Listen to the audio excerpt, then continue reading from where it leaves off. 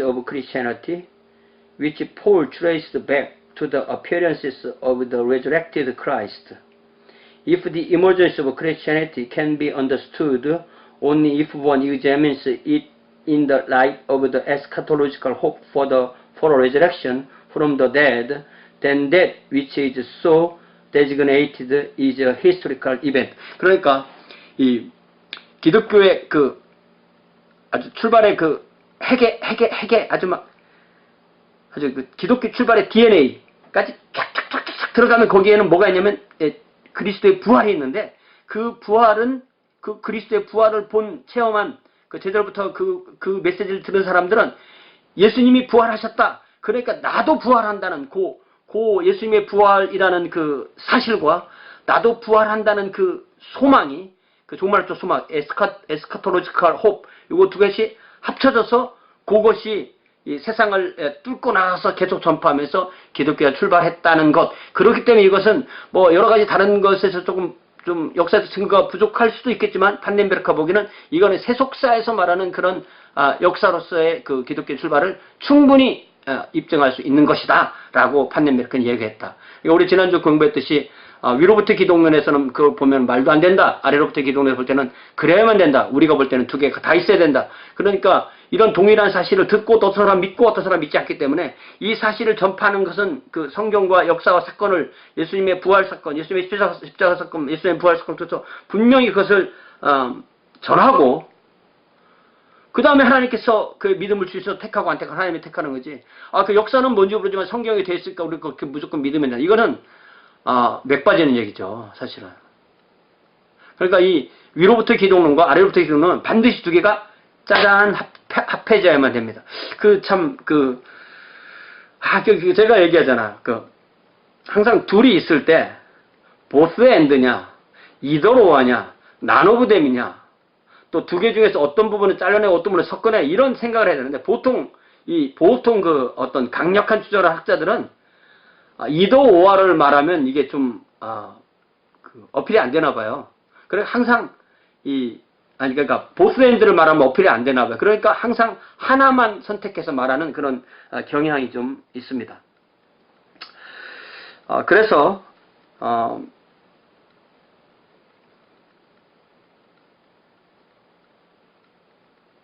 이 판넨베르크는 이제 알트하우스 등과 함께 이 부활에 대해서 아주 중요하다는 그런 얘기를 하고요. 또 거기 그 유대교의 변증에 예수의 무덤이 비어 있지 않았다라는 주장이 전혀 없다. 예수님의 빈 무덤은, 그러니까 우리가 빈 무덤 그러면 그게 무슨 증언이 되냐 이렇게 생각하는데, 그게 무슨 증거가 되냐? 빈 무덤은 뭐 그게 어떻게 증거가 되냐 이렇게 얘기를 하는데, 자세히 읽어보면 그게 아니죠. 빈 무덤인데 그 중에 머리를 쌌던 수건은 한 곳에 개켜 있고, 그의 그 몸을 쌌던 배는 그대로 남아 있고, 거기서 시신만, 예수님의 몸만 마치 누에고치에서 번데기가 나방이 돼서 빠져나오듯이 그렇게 빠져나왔다는 그런 뜻이고, 무덤 문이 열린 것은 예수님이 이제 그 열린 문을 열어주면 예수님이 나오는 것이 아니라 이미 예수님께서 나오셨고 그 안에 예수님이 계시지 않다는 것을 보여주려고 무덤 문이 물러가고 제자들이 그 안에 봤을 때 예수님의 세마포는 있지만 예수님은 없다는, 그게 빈 무덤이에요. 그러니까 빈 무덤 이야기는 그러니까 누에고치라고 표현하면 좀 미안하지만 어쨌든 누에고치식으로 그렇게 빈 옷만 남은, 빈 세마포만 남은 그런 의미가 되는 거죠. 그러면서 여기 참 재밌는 얘기를 하는데, 나중에 한번 이런 얘기가 또 나옵니다. 이 에릭슨은 예수님이 2단계로 부활했다고 믿는 것 같아요. 하나는 예수님께서 부활절에 부활했지만 식사를 하신 것을 봐서 죽음에서 소생한 나사로처럼 그렇게 부활했다가 1차로, 나중에 승천하실 때 이제 완전히 하늘에 계시는 그런 몸으로 변한 것 같다. 하늘에서 뭘 어떻게 드시겠냐, 이런 식의 생각을 하는 것 같은데 저는 절대 그렇게 생각하지 않습니다. 나중에 한번 기회 있으면 또 얘기를 하겠습니다. 자, 이제 이 에비온주의와 아리우스주의, 그리고 이제 기능적 기독론에 대해서 하고, 그 다음에 이제 결론을 내리는데요. 요거 뭐 저것도 제가 간단하진 않지만, 시간이 좀 걸리지만 해보겠습니다. 에비온주의는 뭐 아주 쉽게 말하면, 이제 원래 에비온주의자들은 이제 히브리 출신 그리스도인을 의미하는 단어였다가, 나중에는 이제, 그러니까 이게 에릭슨의 말이면 모든 그리스도인을 부르는 말이 됐다가, 나중에 히브리 그리스도인을 부르는 말이 됐다가, 나중에는 그 유대교, 좀 분파에 해당됐다가 나중에 이단이 됐는데, 그들은 가난한 자들이라는 뜻을 가지고 있었지만, 주요 주장은 사도 바울이 늘 싸웠던 양대 대적이 히브리에서 유대주의자들, 그리고 헬라에서 영주주의자들이었죠. 이 유대주의자들이었고, 그들은 결국 예수님 결국은 처음에는 할례를 받아야 구원을 받는다, 요 주장을 하다가 나중에는 결국 예수는 우리랑 똑같은 사람이었고 동정녀 탄생도 안 했고 그저 요셉과 마리아 사이에서 태어났고 어떤 특별한 비범한 재능을 소유한 일반적인 인간이었을 때 하나님께서 세례를 예수님께서 침례를 받을 때 하나님의 아들로 선택했다라고 했기 때문에 이것은 역동적 단일신론. 예. 다시 말하면 하나님께서 성부가 성자에게 오셔서 어떤 신성을 나타내고 떠나가신 거다. 이 정도로 생각했다는 거예요. 예. 여러분 갈라디아서에 재밌는 구절 하나 있는 거 혹시 제가 말씀해 드릴까요? 갈라디아서. 갈라디아서에서 아주 다들 기가 막힌 표현들이 많지만 갈라디아서에서 제가 한때 우리 교회 표어로 썼던 말씀이 갈라디아서 5장 6절인데 갈라디아서 5장 6절을 보면 어떻게 사도 바울이 이런 말을 할까요? 사실은 이게 거의 우리의 모든 신앙을 딱 요약하는 말이 되기도 해요. 갈라디아서 5장 6절을 보면은 그리스도 예수 안에서는 할례나 무할례나 효력이 없으되 할례를 받아라 만 받아라. 사도 바울은 디모데에게는 할례를 해주고 디도에게는 할례를 안 해줬다. 그러니까 할례자들에게는 할례자들처럼 그렇게 해라. 무할례자는 무할례처럼. 그러나 할례를 받아야만 구원받는 의미에서의 할례를 해준다면 그것은 그리스도의 십자가를 부인하기 때문에 그러면 안 돼. 그렇지만 그렇지 않고 단지 의식으로서의 할례나 무할례는 아무것도 아니라는 거죠. 그러니까 사실은 침례 양식을 받으면 좋고 세례 양식을 받으면 세례를 받고 침례를 받아도 좋지만 그보다 훨씬 더 중요한 것은 내가 이 침례를 통하여서 예수님과 하나 됐다는 것을 드러내는 그러니까 결혼식이 중요한 게 아니라 정말 배우자를 사랑하느냐가 중요한 것처럼요. 그렇게 어떤 이런 의식의 문제이기 때문에 그래서 사도 이 바울은 그리스도 예수 안에서는 할례나 무할례는 효력이 없지만 사랑으로서 역사하는 믿음만 효력이 있다 이런 말이죠. 왜냐하면은 이 유대주의자들은 어떤 성례전, 어떤 할례라는 성례전을 주장하는 것이 종교의 핵심인 것처럼 얘기했지만 우리 예수님을 믿는 믿음의 핵심은 뭐냐? 너희 안에 예수라는 믿음이 있으면 그것이 일할 때는 사랑으로 드러낸다. 그러니까 믿음 따로 사랑 따로가 아니라 믿음이 속에 있으면 겉으로는 사랑으로 드러내야 된다. 이런 말씀을 한 것 같아요. 그러니까 이 사도 바울이 우리는 아주 냉철하고 아주 차갑고 이 이론적이고 논리만 따지는 사람 같아 보이지만 사도 바울은 정말 이 지정의, 지성과 감성과 의지가 아주 균형 잡힌 어떤 신앙으로도 아주 모델이든 쉽게 말하면 교회사 전체에서도 어떤 신앙으로 볼 때 정말 둘째가라면 서러울 정도로 그런 신앙의 모델이 되는 분이 바로 사도 바울인 거죠. 그의 성격이 예를 들자면 때로 좀 논쟁적인 부분이 있었다고 생각할 수가 있지만 그래도 이런 표현이 얼마나 물론 성경이니까 하나님께서 성령의 은사를 감동을 주셨기 때문에 이런 말씀을 했다고 하지만 우리 신앙을 얼마나 잘 표현합니까? 그리스도 예수 안에서는 할례나 무할례가 효력이 없으되 오직 사랑으로서 역사하는 믿음뿐이니라. 잠시 새 나갔습니다. 자, 사실 이 에비온주의는 나중에 역동적 다니엘신론하고 이제 궤를 같이 하죠.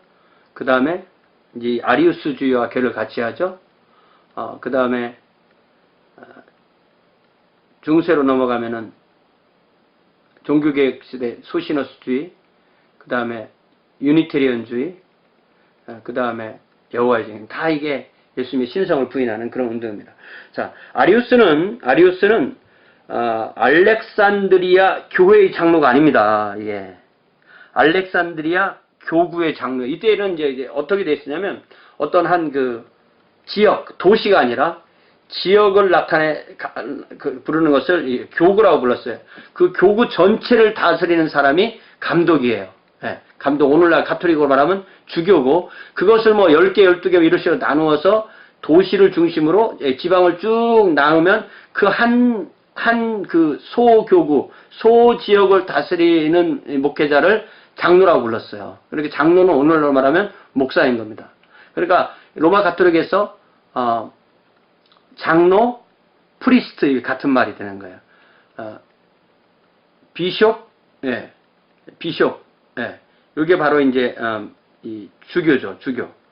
그래서 이 알렉산드리아의 그 교구의 주교는 알렉산더였고, 알렉산더 밑에 이제 이렇게 계급으로 말하면 밑에 있던 이 장로가 바로 이 아리우스였습니다.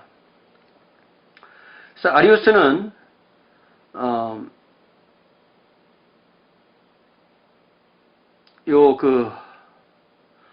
아리우스 여기 그 281페이지 세 절에 읽어보면 281페이지 탑에 보면 그것은 예수의 신성에 대하여 교회가 고수한 견해들에 대한 첫 번째 큰 공격이 되었다. 아리우스 주의는 진지한 신학적 반성의 시기. 이게 그 반성이라는 단어가 저는 아직 좀 불편해요. 이걸 반성이라고 표현하면 안 되고 숙고라고 해야 돼. 숙고. 반성이라고 하면은 저는 아직도 좀 뭔가 좀 잘못했다는 의미가 드러나는 것 같으니까 이거는 좀 숙고라고 그렇게 여러분들이 그 단어를 바꿔서 이해했으면 좋겠어요.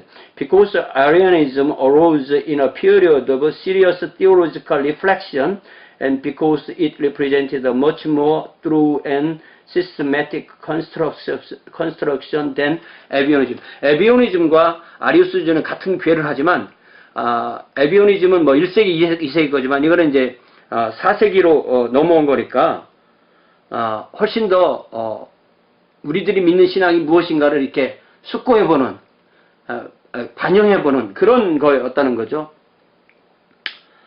그래서 훨씬 더 체계적이었고, 또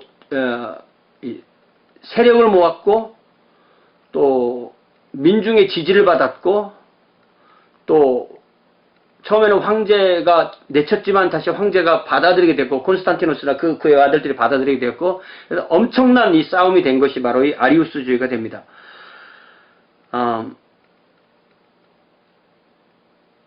아리우스주의의 핵심은 뭐냐면 성부와 성부는 유일무이한 하나님이고 성자는 피조물이구나. 그러니까 뭐 에비온주의나 아리우스주의나 에비온주의나 역동적 다니엘신론이나 뭐 아리우스주의나 소시너스주의나 유니테리언주의나 또 여호와주의나 다 똑같아요. 뭐냐면은 이 여호와 하나님 그분만 시간을 계속 거꾸로 가면 그분만 혼자 있었을 때가 있다는 거죠. 그러니까 하나님의 절대적 유일성과 초월성, 절대적 유일성과 초월성. 그래서 예를 들자면 여기 이것이 핵심되는 단어가 바로 이겁니다. 그 시편 1편 그 7절 말씀이죠. 시편 2편 7절. 네. 이게 이제 그 아리우스보다 한 50년 전에 그 교부였던 오리게네스가 이미 이 구절에 대해서 주석을 분명하게 해놨습니다. 오리게네스는 뭐라고 이해를 했을까요? 시편 2편에 보니까 7절에 내가 여호와의 명령을 전하노라 여호와께서 내게 이르시되 너는 내 아들이라 오늘 내가 너를 낳았도다. 너는 내 아들이다. 오늘 내가 너를 낳았다. 예. I will proclaim the decree of the Lord. He said to me, You are my son. Today I have become your father. 예. 그랬을 때 여기에 이제 나오는 나았다라는 이 헬라어로 겟나우, 여기 281쪽 맨 밑에 나오는데 겟나우, 또 영어로는 비겟, 아버지가 자녀를 낳았을 때 쓰는 단어가 바로 이 비겟이라는 단어인데요. 이 단어를 쓸 때 아리우스는 어떤 좀 상징적인 의미로도 이해를 하고, 특별히 낳았다는 의미는 뭐냐면, 성부가 이때 성자를 창조했다. 그러니까 성자는 피조물 중에 으뜸이지, 피조물과, 하나님과 피조물을 나눌 때 피조물의 탑이지 하나님의 삼위는 아니다라는 것이 이 아리우스 주장인데, 자, 그러니까 아리우스는 어떻게 생각했냐면, 오늘 나왔으면 어제는 성부가 아니라 그냥 하나님이라는 거죠. 오늘 아들을 암으로 그때부터는 아버지가. 예.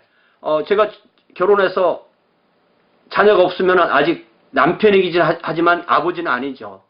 근데 제가 이제 아내가 임신을 해서 아기를 낳아야만 이제 내가 내 아이의 아버지가 되는 거다. 그러니까 성부는 항상 성부가 아니라 성부가 아닐 때도 있었다. 그러니까 이 하나님은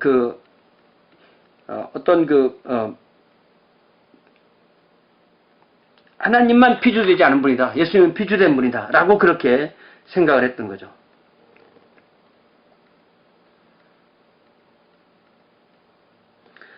그래서 아리우스의 주장이 쭉 되고요. 결국은 아리우스는 그러니까 하나님과 전혀 다른 분이다. 아리우스는 예수님은 하나님과 전혀 다르다. 근데 이것을 오리게스는 어떻게 이해를 했냐면요. 이미 아리우스보다 이전에 한 50년 전에 오리게네스는 어떻게 이해를 했냐면, 헬라에서는 그렇게 선적으로 오늘 나왔으면 어제는 아니지 이렇게 생각하는 것이 아니고, 이 오늘이라는 것은 영원 현재, 다시 말하면 성부와 성자는 항상 성부와 성자의 관계를 가지고 있다는 의미이다. 여기서 말하는 이 하나님의 시간에서의 오늘이라는 것은 인간의 시간에서의 오늘이 아니라 하나님의 시간에서의 모든 시간을 오늘로 보는 그 오늘이다라고 이해를 한 거예요. 오리게네스. 그러니까 오리게네스 천재 아닙니까? 헬라 사람인데 이런 생각을 하는 거예요. 네.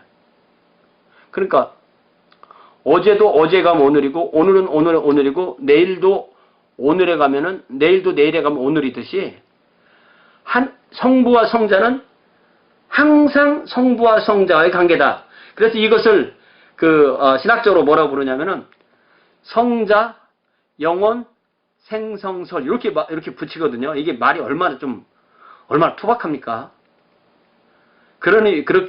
비록 그 제목은 그렇게 지어졌지만 뜻은 뭐냐면 성부와 성자는 항상 성부와 성자의 관계다. 다시 말하면 이제 성자가 너무너무 시간이 오래가면은 성부가 된다. 성부와 성자는 구별이 없다. 이렇게 이해해서는 안 된다. 그런 의미가 아니다. 그러니까 오늘 내가 너를 낳았다는 너는 내 아들이다. 나는 너의 아버지다. 이 말이 영원토록 창세 이전부터 종말 이후까지 계속된다. 그런 의미를 이해를 했는데 이것을 이제 아리우스가 그렇게 받아들이지 않고 하나님의 피조물이다 이렇게 받아들인 거죠. 그런데 우리가 이 아리우스로 인해서 이제 시작된 이 이야기가 나중에 이제 325년에 니케아 종교회로 연결될 때 우리가 아주 착각하기 쉬운 게 이겁니다. 이게 착각이라기보다는 이 참과 거짓을 구별하는 거라고 할 수도 있는데요. 교회가 300년 동안 예수님께서 부활하신 데가 30년이니까 325년이니까 거의 이제 5년 빠지는 300년이잖아요. 이 300년 정도 동안에 예수님을 그냥 피조물로 알았는데 그날 감독들이 뭐 300여 명 모여서 그럼 오늘부터 우리가 예수님을 하나님과 동등한 분으로 합시다라고 그렇게 호모우시우스를 정한 것이 아니라는 거예요. 이게 이제 우리가 소위 다빈치 코드에 대해 댄 브라운 같은 사람들이 쓰는 소설에서 쓴 트릭인데요. 이게 역사를 모르는 사람들이 이런 착각을 하는 겁니다. 마치 성경이 398년에 신약성경 27권이 정경으로 인정될 때 그 전까지는 인간의 책인데 오늘부터 하나님의 영감받은 책이라고 결정해서 발표자 이런 게 아닌 거죠. 교회가 300년 동안 400년 동안 그것을 성경으로 써오다가 성경인 것과 성경 아닌 것을 선을 그때 거둔 거죠.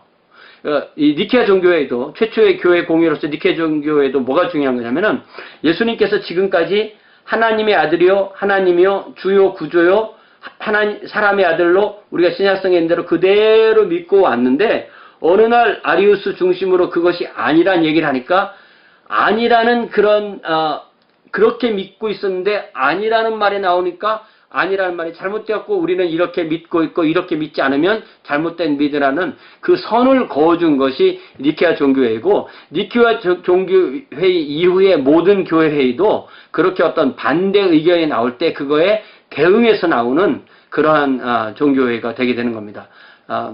보통 이제 우리 일곱 개 공의회를 보통 얘기를 하는데 7개 공의회 중에서 특별히 앞에 4개가 중요하다고 보통 그렇게 얘기를 하죠. 그래서 소위 우리가 교회가 성경과 역사와 신학 이렇게 얘기를 할 때 이 특별히 이 역사에서 우리가 모든 교회가 공히 받아들여야 될 공통된 이 역사적 그 결정할 때 전통으로 받아야 할 때 이 초대 7 공의회 아니면 특히 그 앞에 4 공의회 예수님은 누구신가를 예수님의 예수님은 하나님이시고 예수님은 진정한 사람이시고 예수님의 본성 안에서는 한 분이신 예수님 안에는 신성과 인성이 혼합되거나 뭐 혼동되거나 부조화되지 않게 있다는 그것을 이 정의한 정의한 겁니다. 정의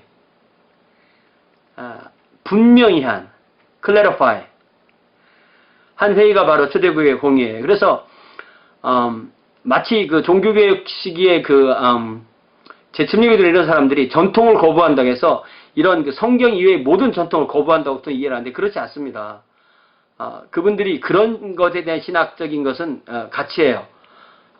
그들이 거부한 것은 국가교회를 거부하고 어떤 그 할례의 새로운 형태인 유아세례 이런 걸 거부한 거죠.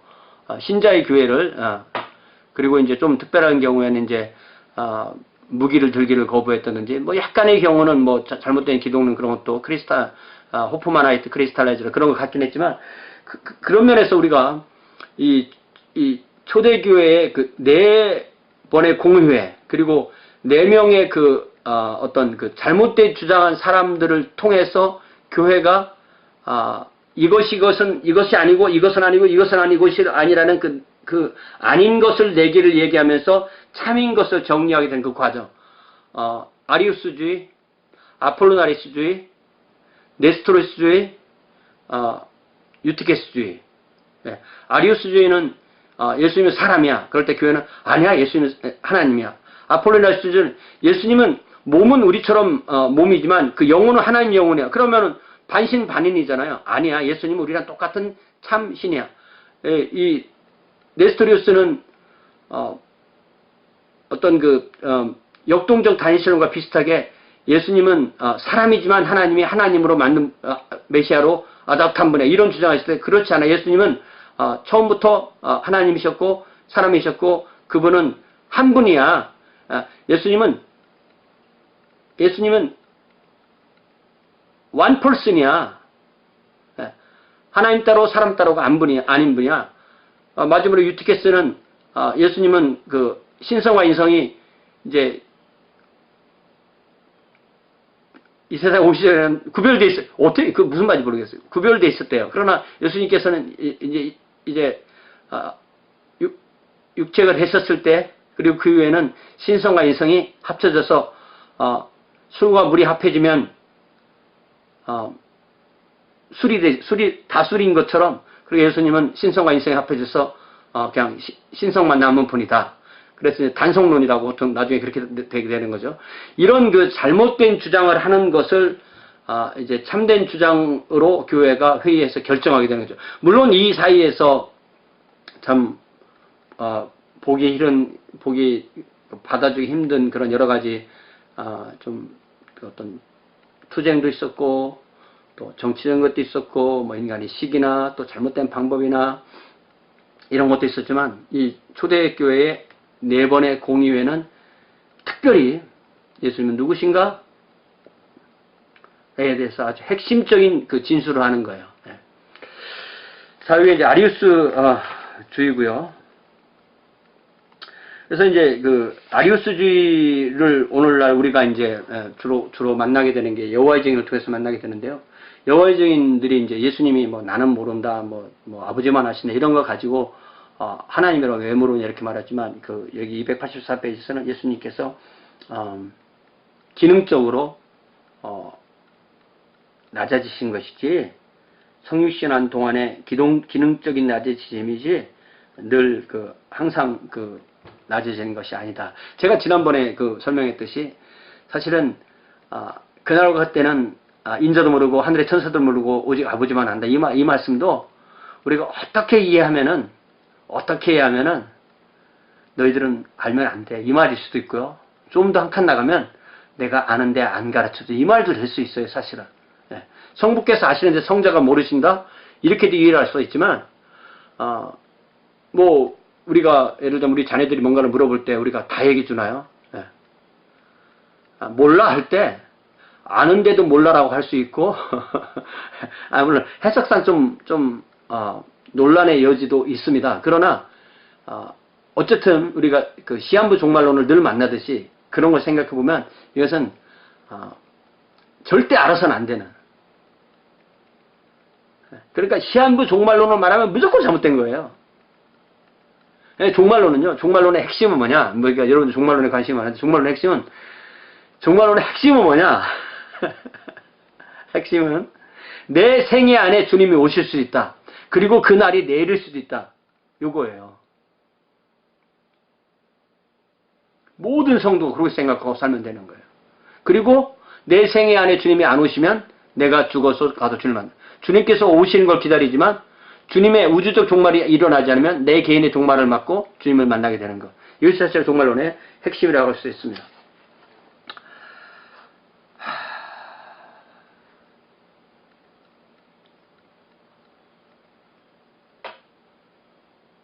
자, 그러면서 이제 뚝 건너뛰어서 오늘날의 이 기독론 중에 하나 흥미로운 기독론을 기능적 기독론, functional Christology. 근데 이게 엄청 새로운 말인 것 같아도 사실은 이게 새로운 게 아니에요. 잘 보면은 또 다시 그 얘기를 합니다. 여기 보면은 20세기에 기능적 기독론이 있는데 이 기독론은 예수가 누구인가 보다는 그가 무엇을 하셨나를 강조한다. 기본적으로 기능적 기독론은 후대의 숙고의 시기에 형이상학적이거나 사변적인 범주들이 아니라 전적으로 신약성경의 근거 위에서 작업하고 주장한다. 그러니까 이게 뭐냐면은 이게 이제 제가 번역을 다시 해줬는데 올리진 않았지만 제가 조금만 말했던 신약성경과 첫 번째 네 개의 교회 공의회는 철저하게 신약성경에 나타난 예수 그리스도를 헬라적인 표현으로 그분이 누구신가를 이렇게 얘기한 걸로 이렇게 딱 맞는다 이렇게 얘기했는데 오스카 쿨만은 이건 잊어버리자 이거예요. 예수님은 누구신가에 대해서 철학적으로 사변적으로 그리스적으로 했는데 이거는 헬라 사상이다. 그러면 철저하게 예수님을 보려면 신약성경으로 가야 되는데 특별히 신약성경은 예수님은 누구신가에 대해서는 관심이 없었다. 그렇게 주장하는 것이 오스카 쿨만이에요. 오스카 쿨만은 1902년에 태어나서 1999년에 돌아가셨네요. 97년을 사신 거죠. 여러분들은 나이 계산하기 편하죠. 0299. 독일 사람이고, 이 독일과 프랑스의 접경 지역의 스트라스부르에서 태어나서 이게 바젤에서 활동한 유명한 신약 학자입니다.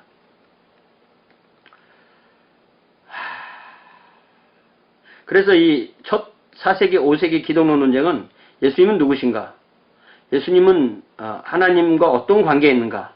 또 예수님은 인성과 신성은 서로 어떻게 관계되는가?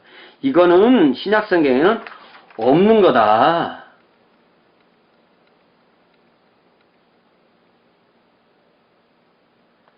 예, 그래서 그 뒤에 나오듯이 286페이지에 나오듯이 기독교 신앙의 헬라와 또 영지주적 교리들의 등장, 그리고 아리우스, 또 아폴리나리스, 네스토리우스, 유티케스 이런 사람들과 씨름하다 나온 거다. 이건 신약성경 시대는 없었다. 그럼 신약성경 때는 그리스도는 누구인가, 본성이 누구인가 이런 거 안 물어보고 신약성은 예수님은 어떤 기능을 했냐, 무슨 일을 했냐를 물어본다. 예수님은 누구신가는 본성적으로 헬라적인 거다. 이거는 유대적이지도 않고 성경적이지도 않다. 그러니까 286회 맨 밑에 보면은 쿨만의 접근법은 그가 예수에 대한 신약성의 다양한 칭호들을 검토하기 위한 구성의 원리로서 구원사를 사용하게 된다. 또 그러면서 하는 말이 구원사적으로 그리스도로 봐야 되는데 거기 맨 밑에 보면은 그 30번 그 각주가 달린 그 인형 보면 그리스도께서 창조의 시작과 함께 계시와 구원의 전체 역사와 연관되어 있다는 것이 바로 신약성경 기독론의 특징이다. 자, 그리스도께서 다시 읽습니다. 창조의 시작과 함께 계시와 구원의 전체 역사와 관련되어 있다는 것이 바로 신약성경 기독론의 특징이다. 기독론 없이는 구원사가 있을 수 없으며 시간 안에서 발전하는 구원사 없이는 기독론도 있을 수 없다. 기독론은 하나의 사건에 대한 교리이지 본성에 대한 교리는 아니다. 그러니까 예수님을 철저하게 예수님이 누구신가는 아주 제로로 만들고 예수님 무엇을 하셨나만 얘기하겠다는 것이 바로 이 쿨만의 주장이에요. 그래서 다시 287페이지에 정리한 거 보면 신약성경 중에 있는 기능적 기독론이 존재론적 기독론에 반대하는 것으로서 참으로 성경적 견해이다. 그러니까 존재론적 기독론은 예수님은 누구신가, 기능적 기독론이 예수님 무엇을 하셨는 건데 신약성경은 철저하게 무엇을 하셨나만 얘기한다. 이번에 보면 신약성경에 채택된 기능적 접근을 넘어설 필요도 없으며 합당치도 않다. 그러니까 우리 신약성경대로 믿어야 되는데 성경에서 예수님은 누군지는 얘기 안 했대. 야, 그러니까 우리가 지금까지 신약성경 안에서 예수님 누군지를 말했다. 마태복음 16장 제가 처음 도입부에 분명히 얘기했는데 이런 것을 사글이 뭉개버리는 거죠. 그랬을 때 에릭슨은 왜 이 쿨만이 잘못됐는지에 대해서 6가지로 정리를 해줍니다. 여러분 이게 이 문제도 문제로 삼으면 좋지만 시험 문제로 삼으면 좋지만 우리가 시험을 너무 많이 다룰 수가 없으니까 그래도 좀 이렇게 생각하는 사람들이 뭐가 잘못됐는지를 한번 비평을 에릭슨이 어떻게 했나 보세요. 첫 번째, 성경 기자들이 그리스도의 사역에 매우 큰 관심을 가졌으며 그들이 전적으로 예수의 본성에 대한 심사숙고하지 않았던 것은 옳다. 그러나 그의 본성에 대한 그들의 관심은 그들의 사역에 대한 그의 사역에 대한 그들의 관심에 얼마나 언제나 종속되어 있지 않다. 그러니까 이 신약성경은 예수님은 누구신가와 예수님은 무엇을 하셨는가 항상 같이 있지 그것이 이렇게 떨어져 있지 않다. 그래서 287페이지 밑에 보면요. 각주 32번 다음에 그러나 그리스도가 누군가를 질문하면서 신약성경이 결코 배타적으로 그의 본성이 무엇인가만을 의미하지 않았다는 증거로 이것을 주장하는 것과 쿨만이 한 대로 신약성경이 결코 이것을 주로 의미하지 않았다는 주장하는 것은 매우 다르다. 예, 그러니까 신약성경은 존재론적 기능론과 존재론적 기독론과 기능적 기독론이 함께 나온다. 예. 예. 요한일서 4장에 예수님의 인성을 얘기하면서 이 얘기를 합니다. 그러니까 이 학자들은요, 학자의 특징이 뭐냐? 한쪽으로 편중되게 주장하는 게 특징이라는 거예요.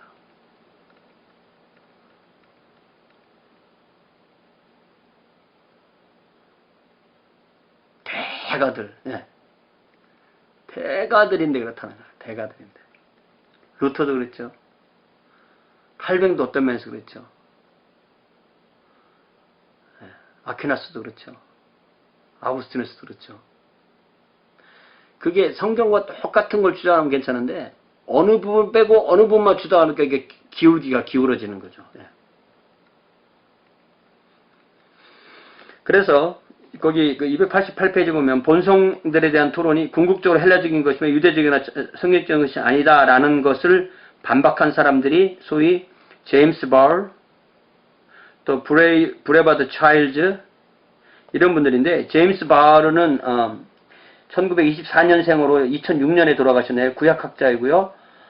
차일즈는 브레바드 차일즈는 1923년에 2007년에 돌아가셨고, 예일대에 계신 구약학자입니다. 둘 다 이 구약학자들이에요. 근데 이분들의 그 말이 왜 중요하냐? 이분들이 히브리 사상을 그 연구를 했을 때 이 본성에 대한 토론이 꼭 헬라적인 것만 아니다라는 것을 이분들이 입증을 해줬다는 거죠. 세 번째, 결론적으로 히브리적인 것의 정서는 비존재론적이거나 비이론적이라는 가정에는 반드시 이의를 제기하는데, 이 문제에 대해서 핵심적인 얘기를 해준 사람이 바로 조지 레드인데, 조지 레드는 이제 1911년에서 1982년까지 플러에 계신, 플러 티올로지컬 세미나에 계셨던 신약학자인데, 이분은 그 무슨 단어에 관심을 가졌냐면, 소위 그 고린도전서 16장 22절에 고린도전서는 사도 바울이 고린도 교회 그 이방 교회에 보낸 편지 아니에요? 이방의 교회 보낸 편지인데, 왜 이방 교회 편지를 보내면서 그 아람어를 음역해서 왜 마라나타 이런 말을 왜 인사를 했냐는 거예요. 마라나타 16장 22절. 네. 만일 누구든지 주를 사랑하지 아니하면 저주를 받을지어다. 우리 주여 오시옵소서. Come, O Lord. 이 말이 아람어로는 Come, O Lord. 이것을 아람어로 하면은 마라나타 이렇게 되는 거죠. 마라나타. 그랬을 때 이 마을가 바로 이게 주라는 표현인데, 아람어를 알지 못하는 헬라어 사용 교회에게 아람어 표현 그 퀴리오스라는 말에 대한 이 아람어 단어인 말을 쓴 것은 이미 예수님이 원래 주님이 안 했는데 교회가 헬라화 될 때부터 예수를 주로 불렀다고 주장하는 사람들에서 결정적인 반론이 된다는 거예요. 이게 예를 들면 하르낙 같은 사람들에는 반론이 되는 거죠. 이게 하나님이 사람이 되실 수 없다. 성육신앙은 있을 수가 없다. 부활이라는 것이 있을 수가 없다. 어떤 그 초자연적인 역사는 있을 수 없다. 이렇게 생각하는 사람들한테는 이 역사의 이 퍼즐을 거꾸로 올라가다가 어느 순간에 결정적으로 막히는 부분이 생기는 거예요. 예수님의 부활이 없다면 기독교의 탄생을 입증할 길이 없고, 그러면 이것이 결국 어떻게 제자들이 어쩌고저쩌고 해서 헬라 세계를 만나면서 헬라화된 어떤 기독교로 되면서 이게 세계적인 종교가 된 걸로 기독교가 성공했다. 이런 식으로 주장을 하다 보니까 이 자꾸 히브리적인 거 헬라적인 걸 나누고, 초대 기독교 설명을 이건 히브리적인 것이 아니다. 히브리에서 예수의 모습은 아주 작은 거였는데 그것이 어찌어찌하다 헬라화되면서 그것이 큰 성공을 이루고, 이렇게 설명하려는 사람들에게는 이게 기독교 탄생을 이해할 수가 없는 거죠. 세속 역사가는 기독교의 탄생을 성경을 집어 던지고서는 신약 성경을 신구약 성경을 어떻게 참조하지 않고는 기독교의 탄생을 그릴 수 있는 방법이 없습니다. 그래서 세속 역사가가, 예수를 믿든 안 믿든 세속 역사가가, 일반 역사가가 역사를 쓸 때 이게 이제 페어하게 믿는 사람 안 믿는 사람 모두가 다 볼 수 있게끔 하기 위해서 이렇게 하향 평준에서 안 믿는 사람들이 볼 수 있게끔 하려고 할 때 페어하게 역사를 쓰는 방법은 제가 생각할 때 어떻게 써야 되냐면은, 그 부분은 이제 좀 애매하게 기술한 다음에 옆에다 박스 처리를 해서, 그러나 기독교에서 성경에서 나오는 사료를 구성해 볼 때는 성경에서는 이렇게 주장한다고, 어떤 객관적 기술이 아니라 기독교의 성경에서는 이렇게 말한다고 그렇게 주장해 줘야만 이게 독자들은 그 괴를 알 수가 있는 거죠. 세속 역사가는, 다시 말합니다, 성경을 사료로 받아들이지 않는 세속 역사가는 초기 기독교의 탄생을 이해할 수가 없습니다. 합리적으로 설명할 방법이 없습니다. 첫 단추가 안 끼워진다는 거죠. 그 부활이란 첫 단추가 안 끼워지면서 부활과 그 오순절, 이 첫 단추가 끼워지지 않으면 절대 쓸 수가 없습니다. 그러나 다른 종교, 무슬림이나 불교나 어떠한 다른 트래디션, 여기 이제 에리슨도 말했듯이 그런 트래디션에서는 그들의 경전도 참여할 수 있지만 일반 역사라는 것이 다 그렇게 초자연적인 일이 있지 않기 때문에 그것을 기술하는데 아무런 문제가 없는 거죠. 그러나 기독교의 탄생은 반드시 이 초자연적인 이 사건이 막 한두 번이 아니고 계속 나오잖아요. 뭐 성육신도 그렇고요. 부활도 그렇고요. 승천도 그렇고요. 또 성령 강림도 그렇고 다 이 초자연적인 건데 이거 어떻게 설명할 거냐고요. 세속 역사가들이. 그렇기 때문에 이 신학을 하는 사람들도 이것을 없다고 생각하고 시작하고 성경을 해석하면 계속 없다는 전제 때문에 성경이 틀렸다. 성경이 그렇게 써있지만 그것이 아니다라는 말밖에 할 수밖에 없다는 거죠. 이게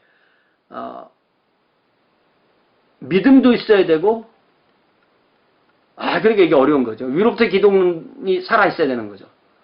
그렇지만 또 그것이 사건으로 일어나는 것도 우리는 또 자세히 봐요. 그러니까 둘 다 필요한 것입니다. 자, 4세기의 기독론자들은 헬라적 전제들의 영향을 받은 채로 성서로 나아갔다는 것에 많은 동의했다. 다시 말하면 이 헬라의 언어로 표현했지만 성경을 표현하려고 한 것이지 헬라적 그 개념을 기독교에 집어넣으려고 한 것이 아니었다라는 거고요. 쿨만은 후대의 범주들 아래서 그것을 분석하여 성경의 관점을 왜곡하는 것을 경고했지만 그가 이 성경을 구속사와 기독론이라고 같이 보는 것도 역시 그도 편중되고 왜곡된 것이 아니냐라고 하면서 그 5번의 밑에 내려가 보면 에릭슨은 실제로 쿨만은 순환적 방식으로 작업한다. 구속사가 기능적 기독론을 정당화하고 그리고 기능적 구속론이 구속사를 정당화하는. 그러면서 기독론은 하나의 사건에 대한 교리이지 본성에 대한 교리가 아니라고 하는 진술은 그 순환의 밖으로부터 제공되는 그 이상의 증거를 필요로 한다. 그러니까 그렇게 전제를 해놓고 그런 결론을 내린다는 거죠. 이 순환적 이 방식이라는 것은 전제를 그렇게 내놓으니까 결론을 그렇게 나는 거다. 그러면서 이 본성에 대한 교리가 신약 성경에서 없었다라고 말하는 것은 그 쿨만의 논리 안에서는 입증이 안 되는 거다. 말만 그렇게 하는 것뿐이다라는 거죠. 6번째, 초기 기독교 교회가 예수가 어떤 사람인 것보다는 그가 무엇을 하였나에 더 많은 관심을 가졌다는 데 동의하더라도 우리는 거기에 우리의 기독론을 남겨놓을 수는 없다. 그러니까 사실은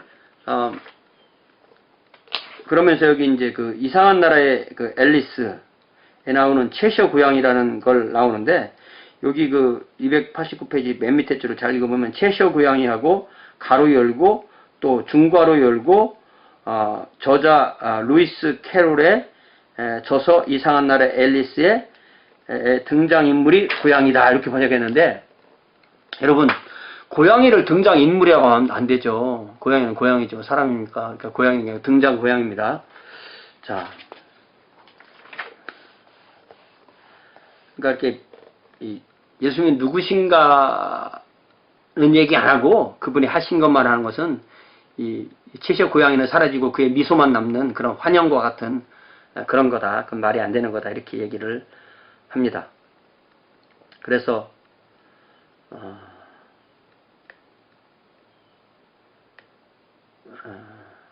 여기 그 290페이지에 보면 헨리 캐드베리라는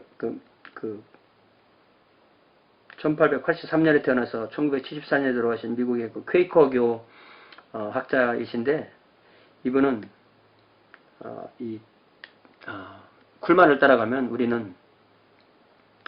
우리 자신을 고풍스럽게 하는 게 무슨 말이냐면은 조직신앙은 안 하고 그냥 그 쿨만이 말하는 거기에만 머물러 있을래? 뭐 말도 안 되는 거지만 그런 얘기를 하고 있습니다. 네.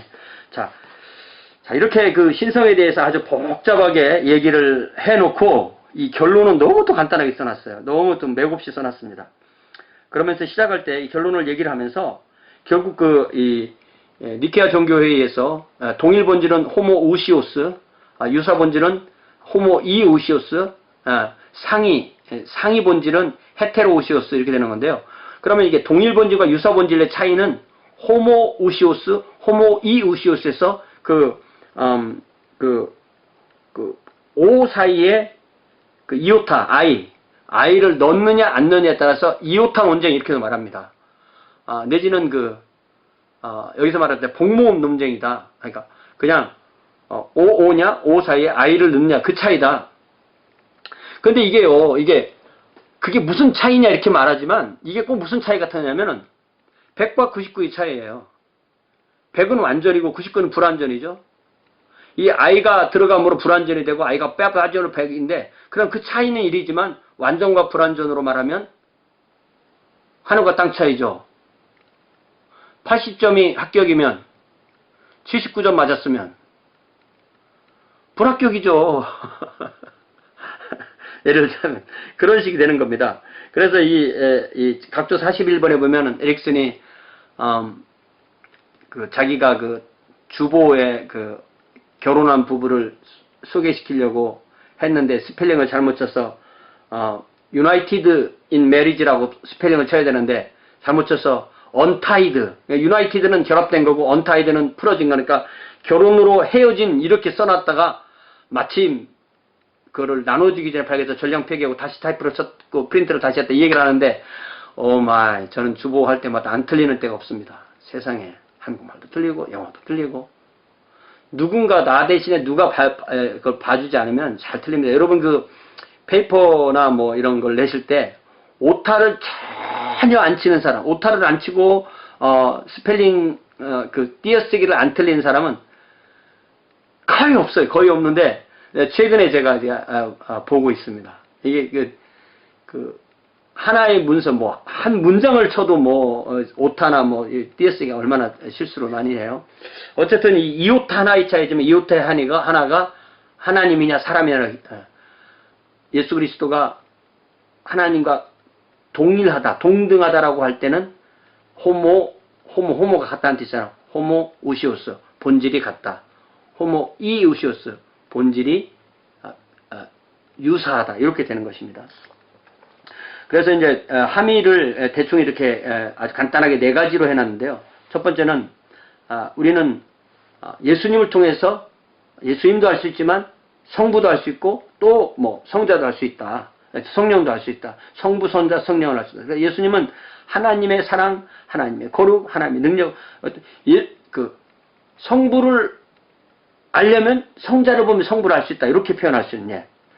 또 구원이 우리에게 유효하다. 그러면서 그리스도의 죽음은 이제까지 생존했던 모든 죄인들의 충분하다. 그러니까 이런 것이 이제 에릭슨이 칼뱅주의라고 했지만 이렇게 아르미니우스적인 이런 표현을 안 할 수가 없는 거죠. 왜냐하면 성경이 또 이런 식으로 돼 있으니까. 왜냐하면 인간이 죽은 것이 아니라 무한하신 하나님이 죽으셨기 때문에 대속의 죽음을 죽으셨기 때문에 사람의 수나 그 사람의 죄의 양이나 이런 거 관계가 없는 거죠. 하나님과 인간은 재연합되었다. 하나님으로부터 사람에게로 오신 이는 사람이었기 때문에 하나님께서 사람을 다시 하나님의 자녀로 하나님의 왕국의 백성으로 또 하나님과 연합되는 하나님과 연합된다는 것이 나는 간고롭고 하나님만 남되는 뜻은 아닙니다. 그래서 하나님께서 스스로 인간과 하나님 사이에 있던 그 죄의 틈을 하나님께서 성육신하시고 십자가를 지시고 대속하시고 부활하심으로 그 틈을 메우셨다. 그리고 아까 제가 요한계시록 말했듯이 그리스도의 경배는 타당하다. 이렇게 해서 또 한 장을 자세히 설명하다 보니까 이렇게 2시간이 걸리게 되는데요. 이게 33장하고 34장이 이제 엄청 중요해서 이것도 사실 해드리면 좋겠지만은 해줄 수 있는 시간이 있는지도 모르겠고, 또 한다고 해도 여러분들이 볼 시간이 있는지를 모르겠지만은, 어쨌든 뭐 이것도, 훗날을 위해서라도 제가 좀, 해놓을 필요가 있는데요. 어쨌든 이거, 일단은 지금 이 시간에는 이 32장을 1시간 50분 정도에 했다는 거 하나만 가지고 일단 만족을 좀 해야 되겠습니다. 네, 감사합니다.